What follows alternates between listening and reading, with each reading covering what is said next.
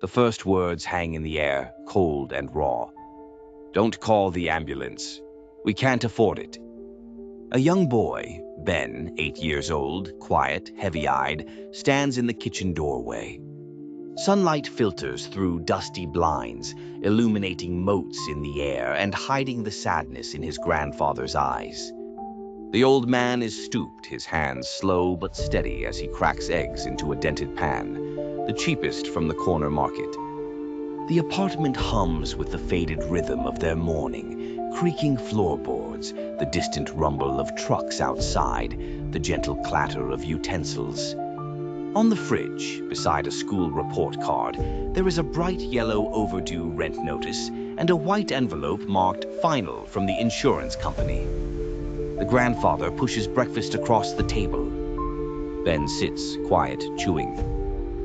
The grandfather's phone buzzes, a bank alert, a credit card warning. He looks at it, sighs, and slides it face down. Outside their thin window, America hustles by.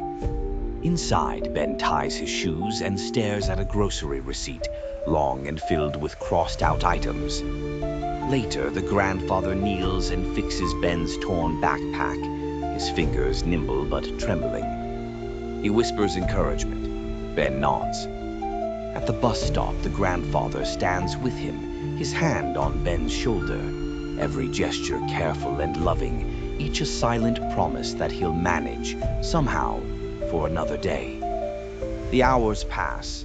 The grandfather takes on tiny jobs, mending shirts, calling neighbors about handyman work, anything to scrape together a few dollars. He moves carefully, stifling a wince as he rubs his chest. Ben notices but pretends he doesn't. Quiet fills their nights. The old man sits in a battered armchair, breathing shallow. His chest aches. He wraps a blanket tighter, hoping Ben won't see. Ben watches from the bedroom door, unsure, frightened. He draws a picture for his grandfather, a small house, 2 figures, safe. Then, without warning, the world fractures. The grandfather, folding laundry in the dim light, stumbles. His knees buckle. He collapses near the couch, eyes wide with fear and pain. Ben races to him, heart pounding. The old man gasps, "No ambulance." But Ben, hands trembling, dials 911. The voice on the phone asks questions Ben can barely answer. Sirens blur through the night. Time slows, then speeds up. White walls, fluorescent lights.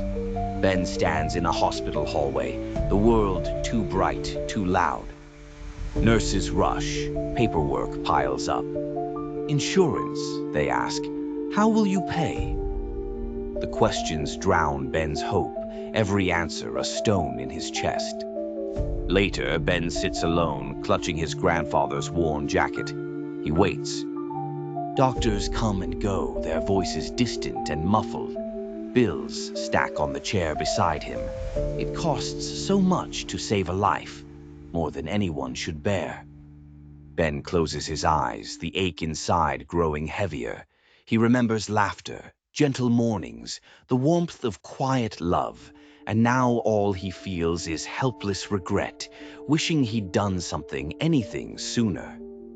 The video fades slowly, the last image lingering. Ben, alone in the waiting room, the jacket pressed to his face. The screen darkens. The question appears.